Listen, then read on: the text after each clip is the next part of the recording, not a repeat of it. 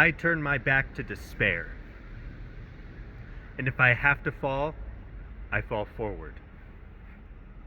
Now, this is a bit more of a metaphorical topic for this video, but I figured it's a real important one, so I thought I'd get it out there.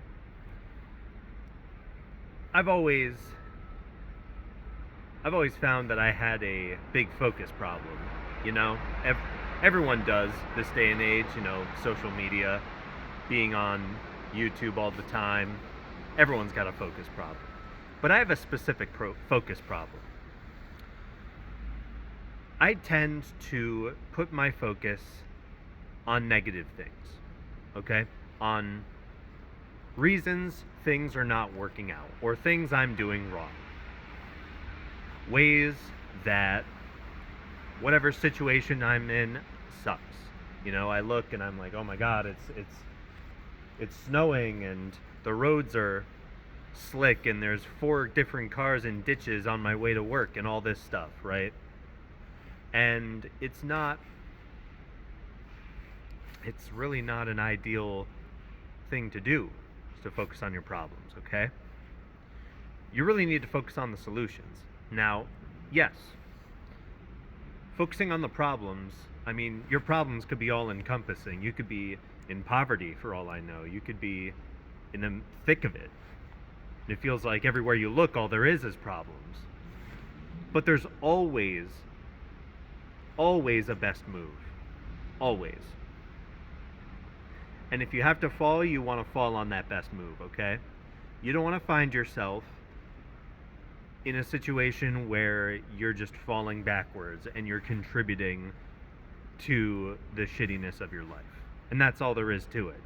I could end this video right here, but it would be kind of you feel like you'd be a little ripped off if you clicked on a video of mine. It's only like 2 minutes, right? You really don't want to find yourself contributing to your own problems. See, so many people find themselves in a situation that they deemed as just fucked, right? This is over. So why even try to commit to the best move at this point? It's over. I know I'm gonna fail, so I may as well just enjoy the debauchery while it lasts. And there's logical reasoning behind that, it's bring it to the nth degree, right? We're on a sinking ship. Everyone's gonna die. I'm gonna die. Why wouldn't I raid the bar on this cruise or whatever ship is sinking? Why wouldn't I raid the bar? Why wouldn't I just go nuts and beat my meat on the deck? Why wouldn't I just go nuts, right? But you got to remember,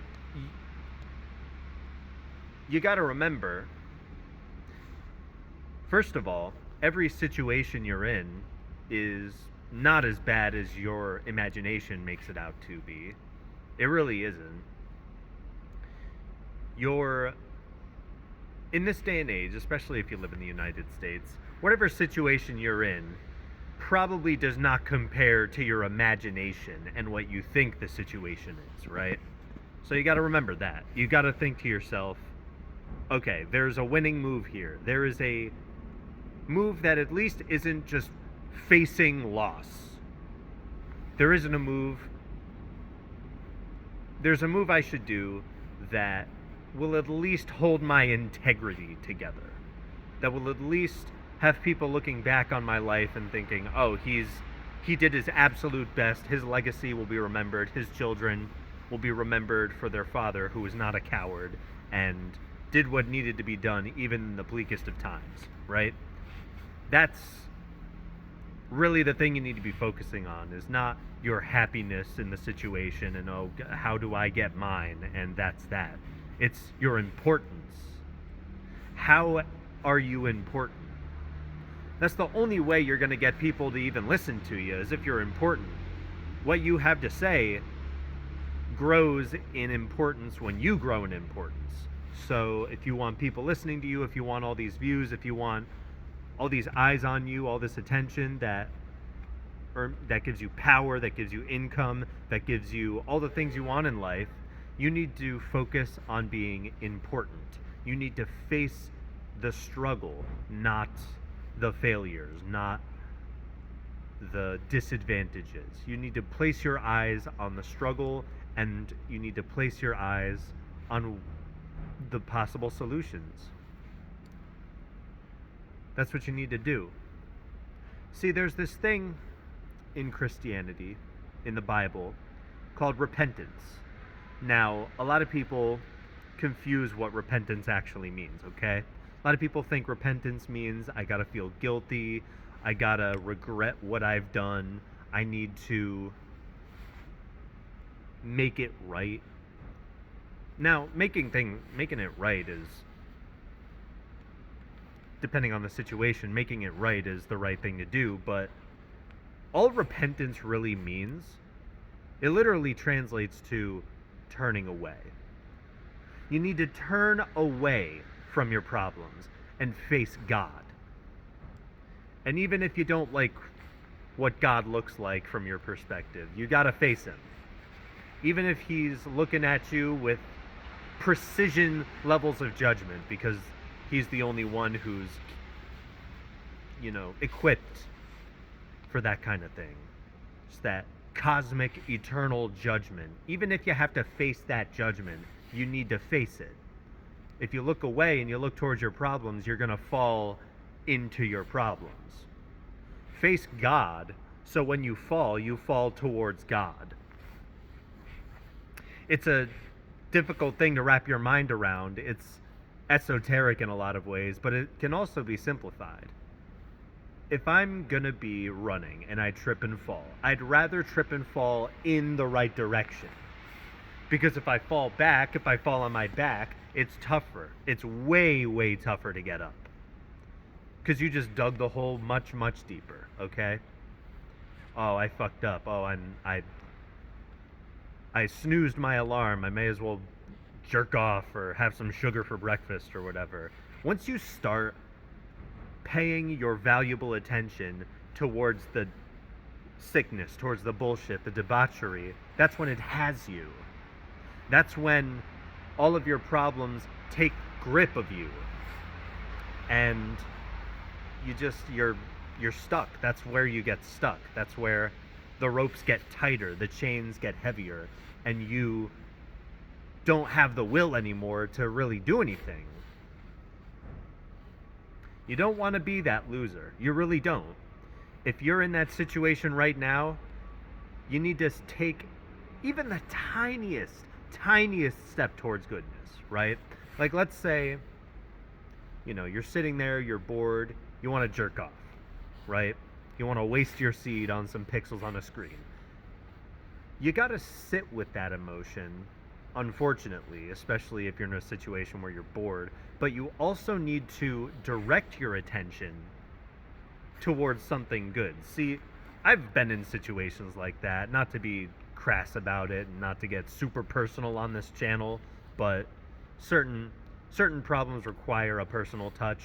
I've been in that situation where I'm just sitting there, I'm bored, there's no one breathing down my neck telling me to do something, and I just crave action, right? So the debaucherous nature of my upbringing and just the society all around us conditioned me to look and go, oh, I may as well just waste my seed because I'm bored. I'm horny, I'm bored. But what I did was I not only sat with it, I wrote about it. See, I did this with video games too. I was so close to just turning on a game and wasting a good hour or two just earning something that doesn't even exist outside of a screen. And what I did, and this is a really good willpower exercise too. I had the game started right there. I had it started, ready to go. All I had to do was grab the keyboard and mouse and just do it, and I wrote. And not only did I wrote how I felt in that moment. Now what this does is it gets you used to that feeling. It gets you comfortable in that feeling.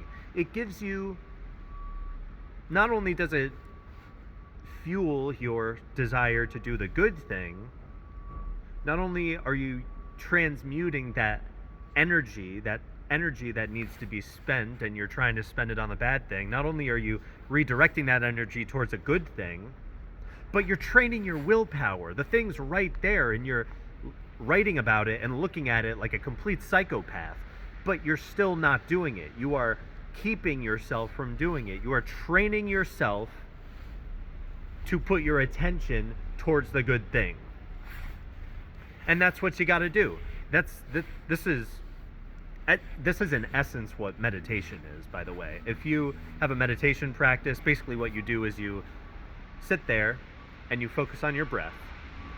And when your mind inevitably wanders away to whatever thoughts or whatever imagination or whatever sounds or events are happening in the real space around you, you slowly, without judgment, guide your attention back to your breath. And it's training. It's like a muscle. Your attention is not only one of the most valuable things you have, but it's like a muscle that you need to train all the time.